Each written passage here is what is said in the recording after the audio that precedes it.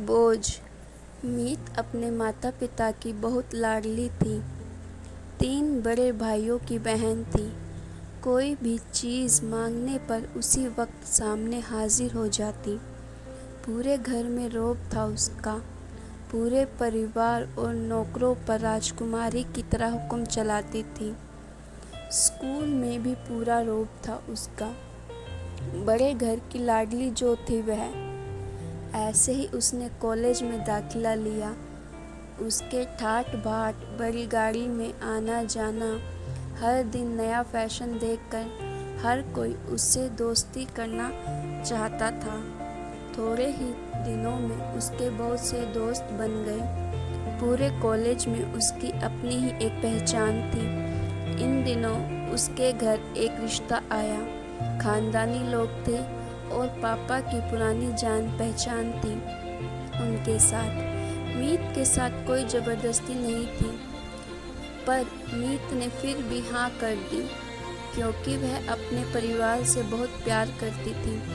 वह जानती थी कि वह लोग उसका अच्छा ही सोचेंगे। लड़के का नाम राम था। राम काफ़ी पढ़ा लिखा और समझदार लड़का था। ससुराल वाले भी बहुत अच्छे थे। ससुराल में मीत की जगह वैसी ही थी जैसे कि मायके में। कोई भी कार्य मीत की सलाह के बिना नहीं होता था।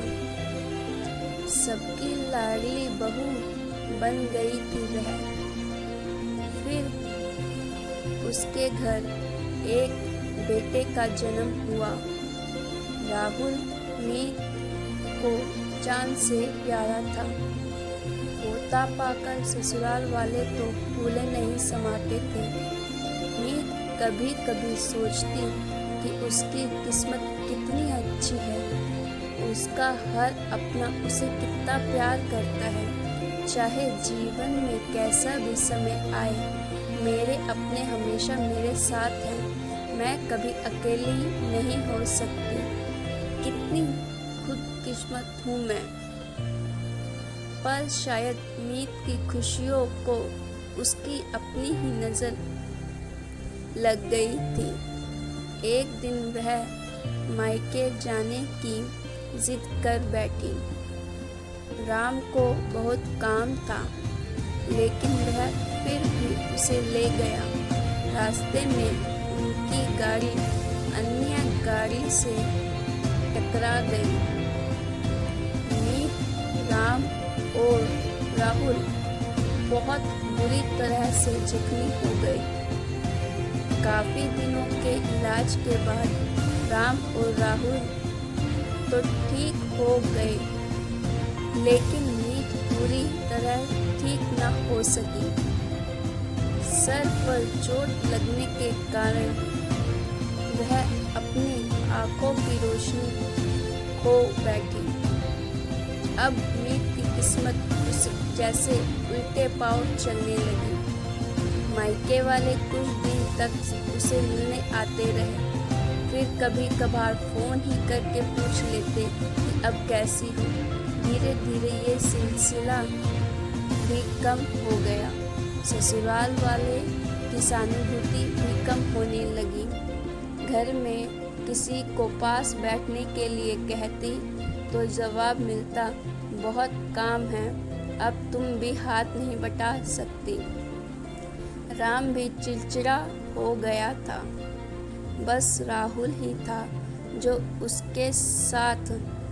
जिसके साथ हंसते खेलते उसका वक्त गुजरता। एक दिन मीत के हाथ से कुछ सामान गिर गया, जिसकी वजह से राहुल को हल्की सी चोट लग गई।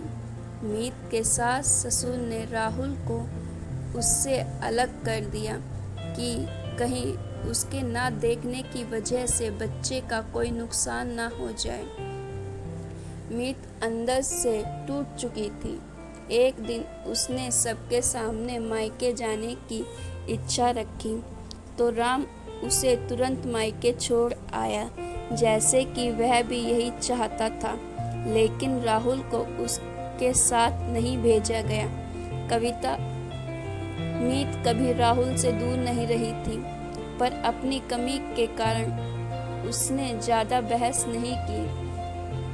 मीत को लगा कि वह 3-4 दिन में वहाँ रहेगी तो थोड़ी हवा पानी बदल जाएगा, क्योंकि वह कितने दिनों से कभी भी बाहर नहीं गई थी। घर वाले भी इतने दिनों बाद उसे देखकर कितने खुश होंगे। मीत के घर पहुँचने पर सब लोग बहुत खुश हुए। खाने में सब कुछ मीत की पसंद का भी बना था। उसने अपने मम्मी पापा और भाई भाभीओं से दिल खोलकर बातें की। उनके छोटे छोटे बच्चे भी बुआ के साथ घुल मिल गए थे। रात को सोने के वक्त जब वह कपड़े बदलने लगी, उसे पता चला कि उसका बैग तो बहुत भारी हुआ था। वह समझ गई, वह बहुत उदास हो गई। कुछ दिन तक तो सब ठीक रहा, फिर जैसे सब बदलने लगा, सबका व्यवहार बदल रहा था। वह लोग जैसे थक चुके थे उससे। सब लोग घुमा फिरा कर पूछने लगे कि राम कब आ रहा है, उसे ले जाने। वह बहाना बना देती, जबकि वह जानती थी कि उस घर में अब उसके लिए कोई जगह नहीं। मीत से चलते वक्त कुछ ना कुछ नुकसान हो जाता। थोड़ी बहुत टोका टाके उसे सुनाई देती, वह टाल देती। एक दिन उसके हाथ लगकर एक कीमती फूलदान टूट गया। छोटी भाभी ने बहुत हंगामा मचाया। मीत के माता पिता रोज रोज के झमेलों से तंग आ गए थे। उन्होंने राम को खुद से फोन कर दिया। राम मीत को अपने घर लेने गया। मीत को अपने परिवार वालों से ये उम्मीद ना थी। जिस मीत के कहे बिना घर में एक पत्ता भी नहीं हिलता था, उस घर के लिए अब वह बोझ बन चुकी थी।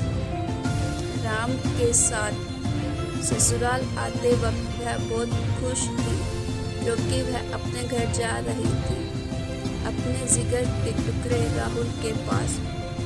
परंतु यह खुशी कुछ पल की ही थी। सारा बंदोबस्त पहले ही किया हुआ था। मीत को सीधे ऊपर वाले कमरे में पहुंचा दिया गया। राहुल से दूर रखने की चेतावनी दी गई। एक काम वाली लता को उसकी जिम्मेदारी सौंपी गई, तो उसके खाने पहनने जैसी ज़रूरतों का ध्यान रखती। मीत ज़्यादातर चुप ही रहती। कभी कभी काम वाली लता से थोड़ा बतिया लेती। उसके ज़रिए राहुल को पता चल जाता। सबकी लाडली बेटी और बहू सबके लिए लाडली से बोझ बन चुकी थी। तो हेलो गाइस, आपको आज की मेरी स्टोरी कैसी लगी? अगर आपको अच्छी लगी ऐसी स्टोरी सुनने के लिए प्लीज़ मेरे चैनल को सब्सक्राइब कीजिए और नीचे दिए गए लाइक बटन पर क्लिक कीजिए और ज़्यादा से ज़्यादा शेयर कीजिए।